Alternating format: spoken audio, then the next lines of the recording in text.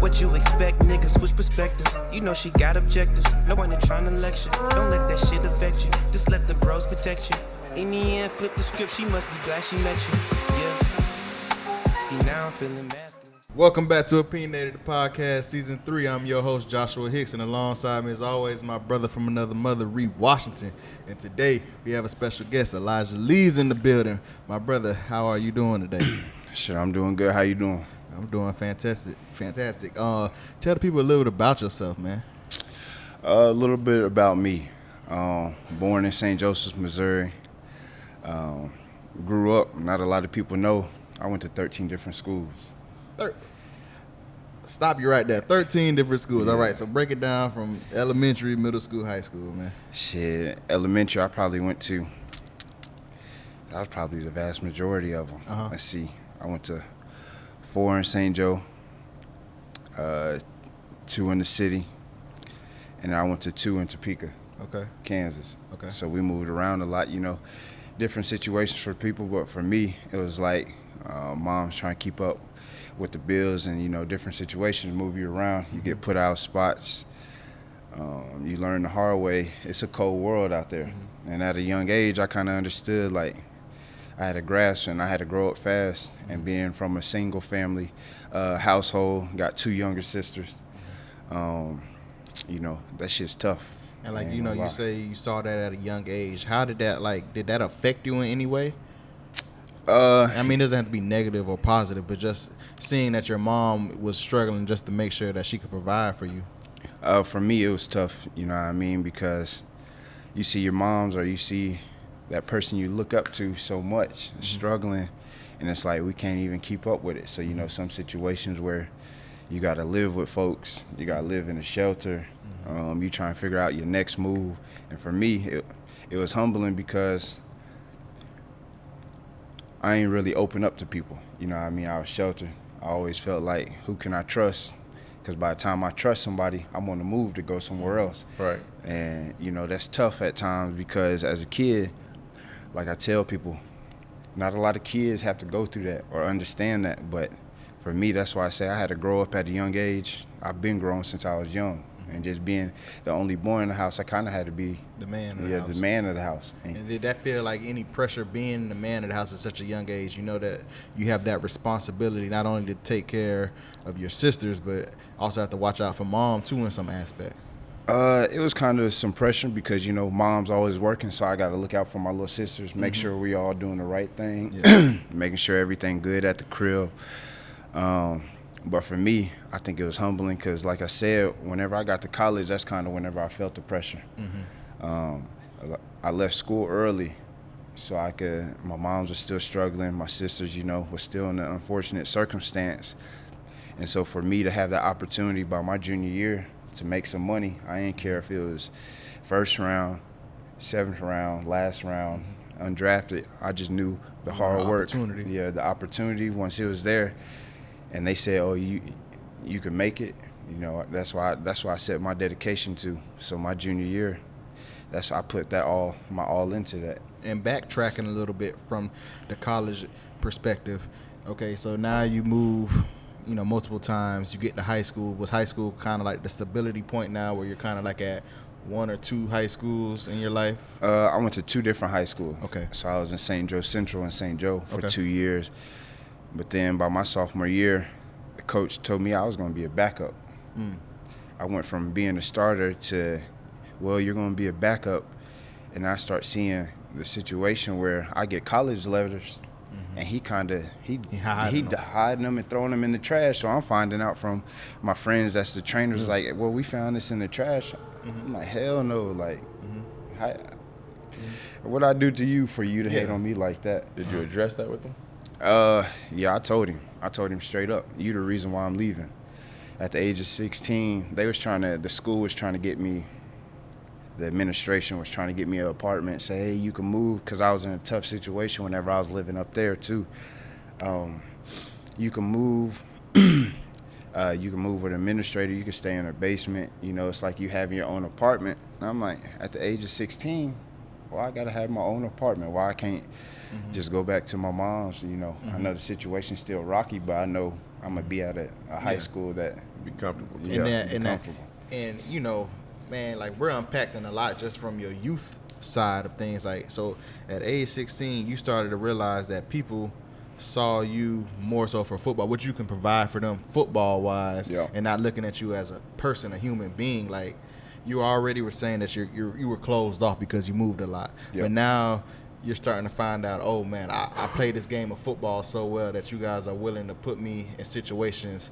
But if I decide to stop playing football, where will I be at? Will I be out there in the streets? Like, how did that, kind of hinder you a little bit?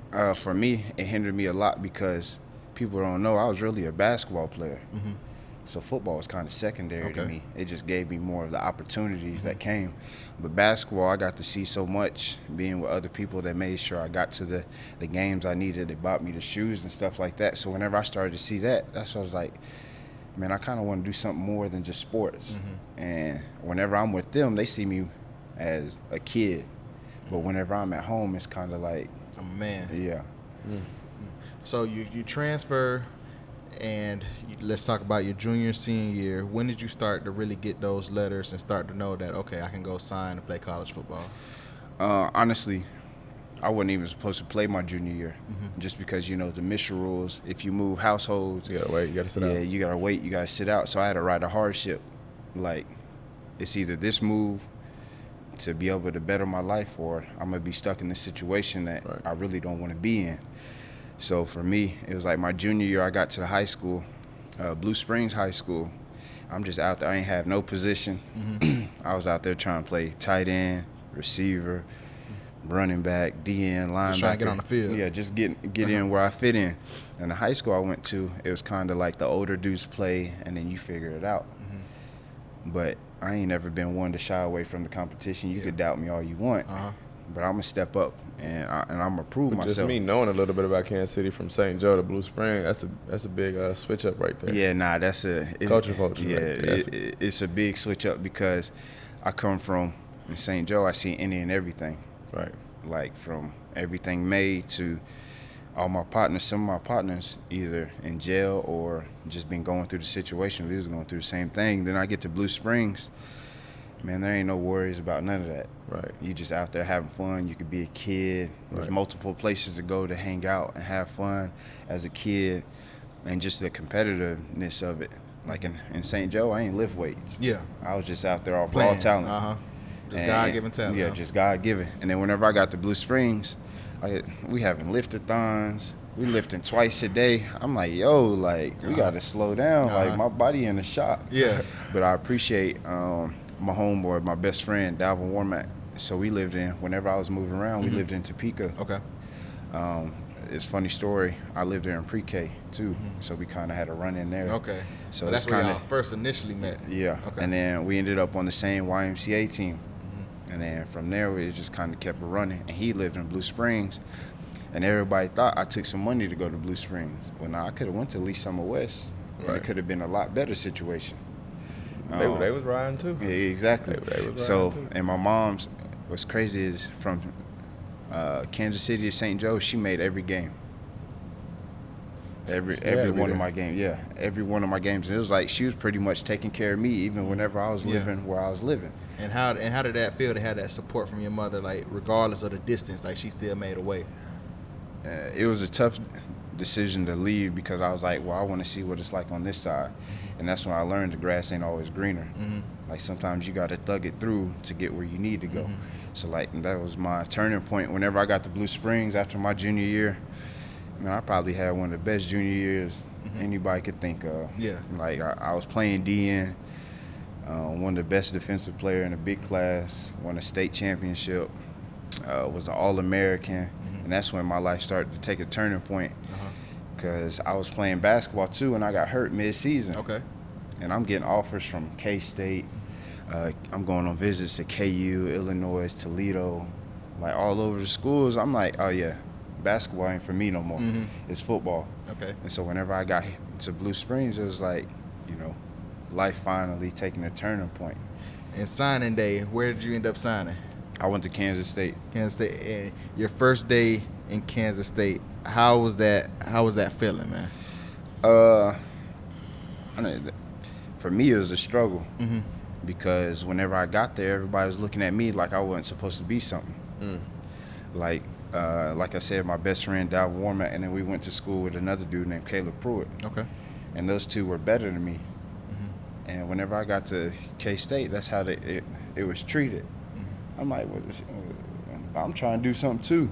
And I was going to school to play linebacker, so I'm already playing linebacker. I ain't never really played it.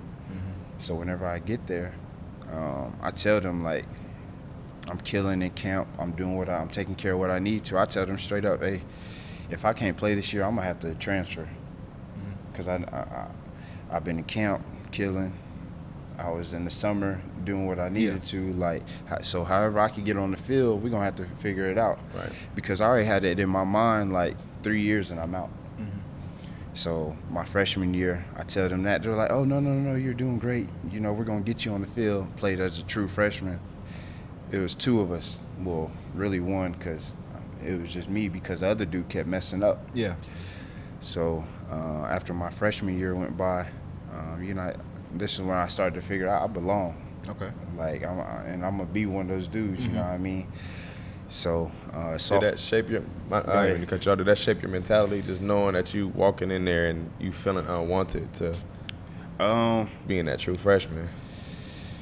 It Was kind of always did. the point to prove? It was always a point to prove, like, and that, I just felt like that's how life was for me, to a point to prove. And I was like, man, this ain't nothing, you know what I mean? Because I've been doing this, and where I come from, like, I'm gonna get it in. Yep. It seemed like almost adversity somewhat followed you, but it's creating who you are today. It's like as soon as you go through one hurdle, another hurdle's right there in your face. Like, I mean, how did you handle that? I mean, because again, you were still so young dealing with all this.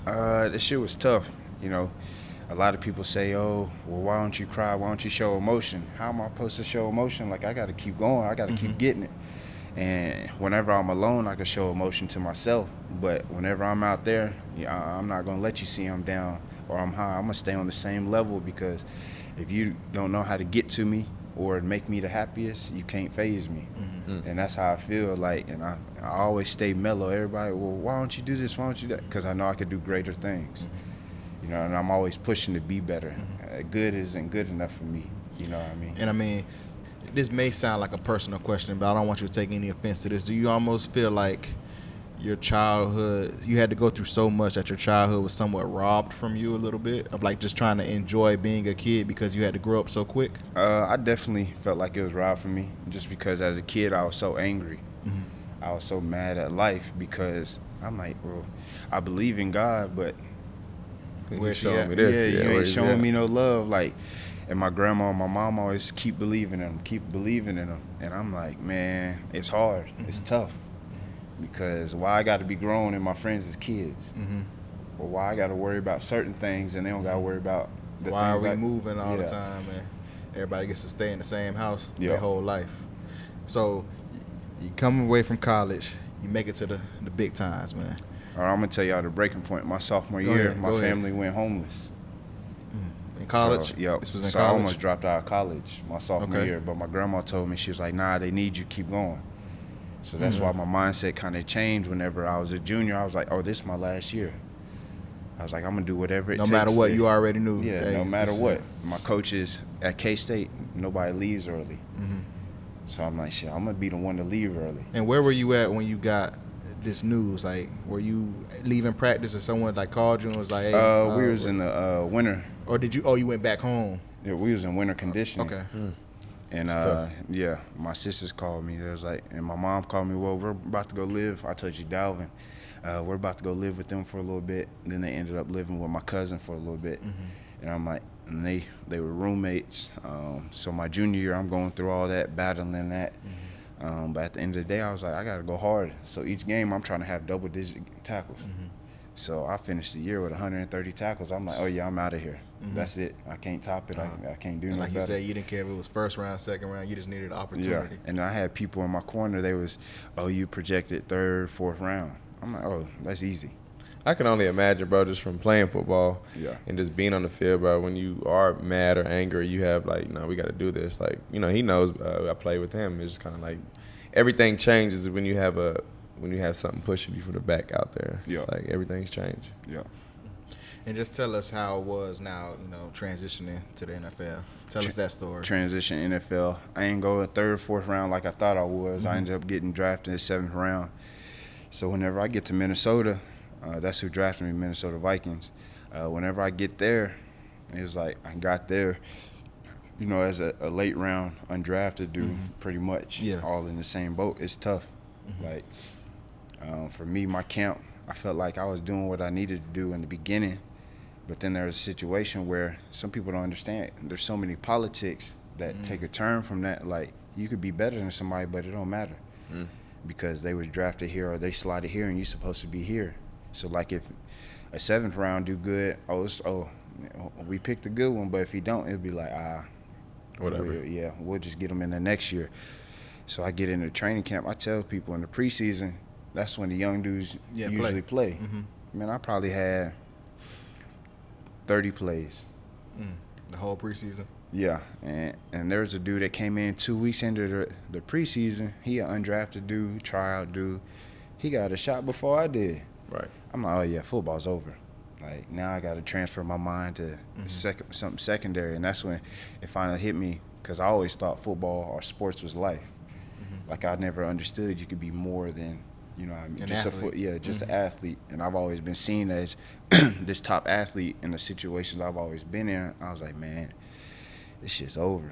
Like, I don't know what I'm finna do after this, so I'm about to resort to how else I know how to get rich, Just to touch on that, I want to bounce back to it, though, but do you think that's the problem nowadays? Like, not so parents, but, people push for, like, athlete, and a lot of people don't have a second choice or they don't have that backup plan. Right? Yeah, like, a lot of dudes probably don't got that identity. That's what drives us stir crazy is football. We got to provide for all these people. We got to feed these people. And a lot of situations in NFL, everybody got a story.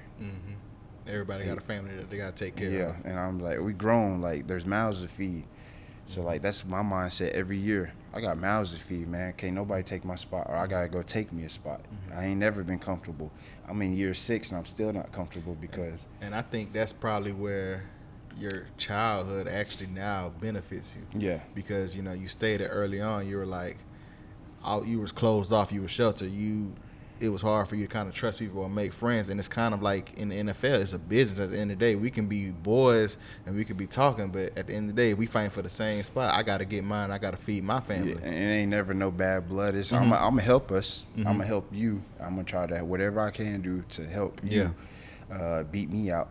But I'm going to just know, like... It ain't going to be easy. Nah, it's not, because I got mouths to feed. I got a sister in college. I got a mom, whenever she needs something, here you go, Mom. Like, I got things to take care of. You got house payment, and you got cars, you got, you know what I mean? Exactly. So tell us a little bit about after the preseason with Vikings, what happens after that? I get cut. I'm on practice squad. I don't know the whole dynamics of the practice squad, how the league works and everything. So we go through week 1. I'm thinking, shit, I practice 3 times a week. I'm going to make low 6 figures, probably like 130 for the year. I'm already slotted to make that, so I'm good. Like 130, I ain't never touched that money in life. Right. That's better than the average person. That's exactly. more than the average and person. That's why and I want to touch on that too, is like a lot of people judge people on practice squad, or, oh, you're not the starter, or, well, we still making bread. Right. Like, I'm still making enough bread than you are, and I'm still in the 1% of my job that you haven't touched. Right. You know what I mean? So you could judge me all you want, but I'm gonna keep going. So I think it's a lot of fans who've never played a sport who have the most things to say. Yeah, They're your biggest critics. And I'm like, how you ain't never did what I did. You ain't never been in position. You don't even know me. Right. So how you gonna judge me? So how about I'm a grown man, 30 years old, talking crazy to a 21-year-old? Because whenever I left college, I was 20. So I'm like, you talking, oh, you shouldn't do this, you shouldn't do that. How you know what I shouldn't do? How you know my situation at the crib? Never been in your shoes. Yeah, you ain't never been in my shoes. But back onto the preseason, I was there. I was there for 1 week. We played, I'll never forget it, we played Monday Night Football against the Saints.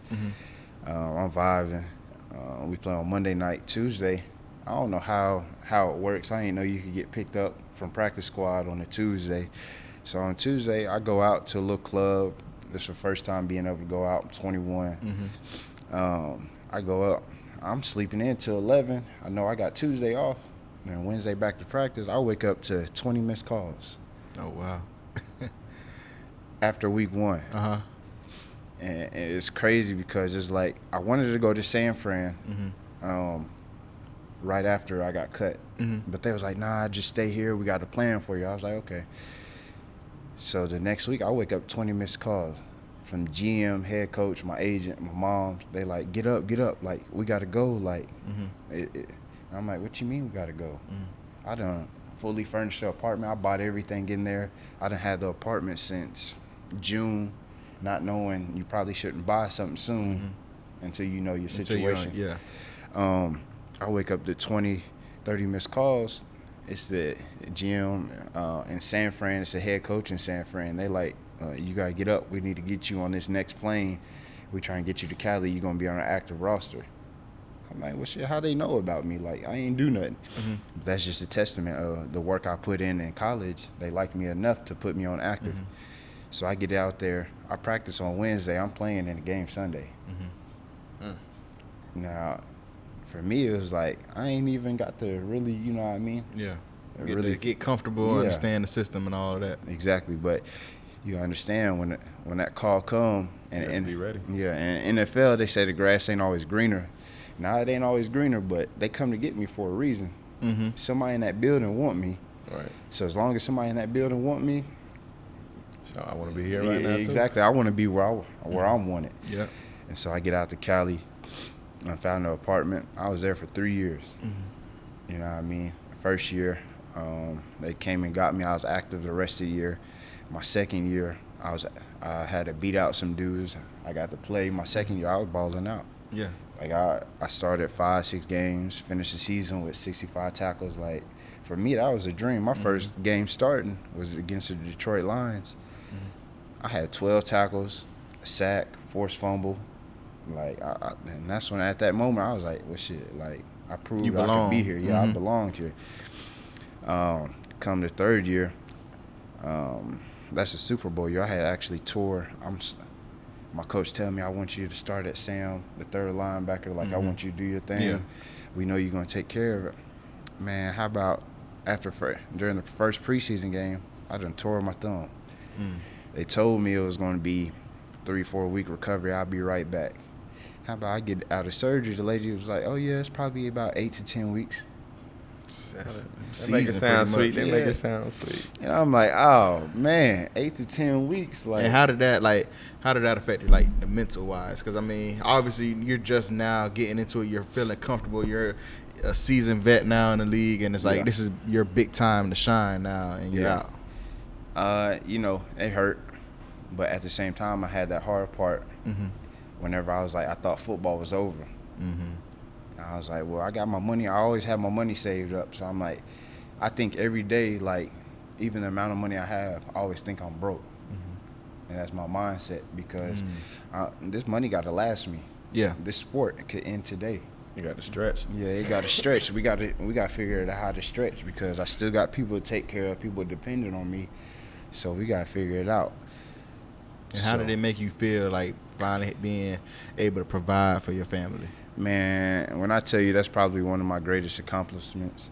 Like, before I even had money, I was able to take out a line of credit, take care of all my mom's debts, help my sister whenever she needed it with school because I didn't know Division II. It's kind of full ride, but it's not.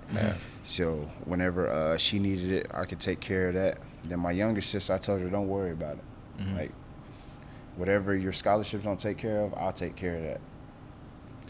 All my family members got a car. My grandma got a car. My mom got a car. And my 2 sisters got a car. Like, I can't ask. And overall, you feeling like you're living that dream that you always wanted. Like. Yep, and I got me a crib, bought me a spot, got me 2 cars. Like, I mean, Did you ever see yourself being at this point around age 10? Like, could you imagine that you'll be who you are right now? And at the age of 10, I didn't even think about life past 11. That's how dark my life was. And that's why I tell people, like, each year I was just like, man, this shit's getting harder and harder. Like, man, for me, I wouldn't say I had, like, thoughts of ending myself, but it's almost like, man, anything can happen. Like, and there was dark days, but at the same time, like, while I'm in these dark days, I'm like, well, shit, I got to flip this switch, because what my sister going to do without me? Like, what my mom's going to do without me? The people I care about going to do without me? So that's when I tell people, at a young age, I battled so much, and I overcame it. Like, I feel like anything in life right now can't faze me. Like football, I love football. I'm in year 6. I'm a seasoned vet. I'm in the opportunity to play for the home team. Like, this shit's all coming full circle for me. Right. So, and I know for me, life's not over after ball. So. And what would you tell young kids or even adults themselves that are struggling and feel like that they just can't take it anymore, or they're coming from a dark place? I mean, how did you come through this adversity? Like, what would you tell them? Honestly, you got to find something that is like your why. Like, why am I doing this? What am I doing this for? And I know it may be hard, but I call it daily deposits. Like, you got to find something daily that's going to get you closer to that goal, because we can't all do it at just once. You know what I mean? Right. Like, at some point, you got to have a plan. And I'm a type of person, I got to have a plan. Well, I knocked this out. I done went and worked out. I'm starting to eat right, trying to change my mind around my body, around my energy. And then once you keep knocking those out the way, then life starts to get better gradually. I wouldn't say the money aspect is just your mental, because at the end of the day, that's all we got. And 10 years from now, like, where would you want to be at in life? Like, 10 years from now, have a family, have a wife, have a big crib, one of them cribs you always dreamed of. You see on TV. Yeah, you see on TV. For me, I want some land. I want like 3-4 acres. And then probably at that point, I want to have my own gym running, help develop kids, help them understand, closer to the city, because it's like people don't understand the kids in the city don't get those opportunities as we do in the suburb, the outlets. So I want to just be face to face with them and be like, I was just like you. Like, I know what you're going through. Right. Everything you seen, I probably seen too. Shit, like on the prior episode, we was talking, and Zoe had mentioned that, like, just being around that environment and being around somebody who has, accomplished the things that you have accomplished, like, it makes it worthwhile. And it's like, if they could do it, I could do it. I'm sitting in the face of somebody who is doing it right now, who has done it for so many years. Just kind of like, hey, I could do it too. That's what he prides himself on, and just being that person, and just having so many people who, they play in the league, or just so many successful people who are a part of him in that same gym, in that same, area, to the point it's like, bro, they are successful, or they are doing it. Why can't I? Yeah. And for me, I want to stress the point is, and also through my gym, I want to teach like financial literacy, social skills, and networking. Because you don't understand, sometimes you may not like that person, but I got to network with you, because networking go further than that college degree. Man, I mean, like, I'm even thinking about it. You can even add probably mental health. Yeah, and mental health in there.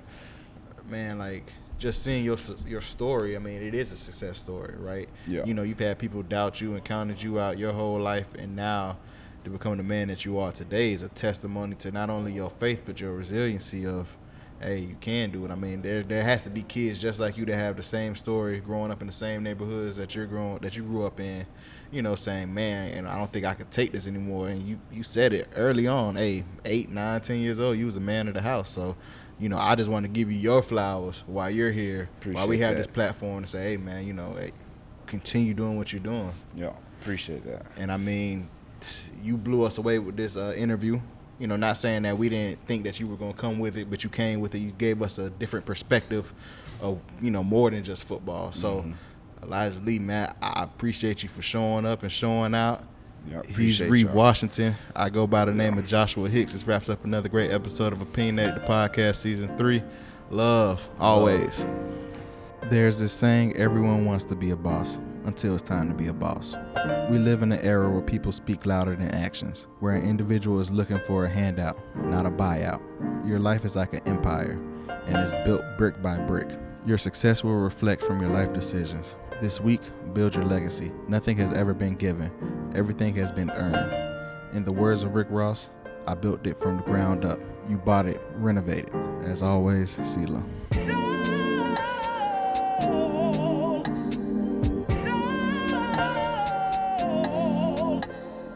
Hallelujah. Thank you, Jesus. Hallelujah. Thank you, Jesus.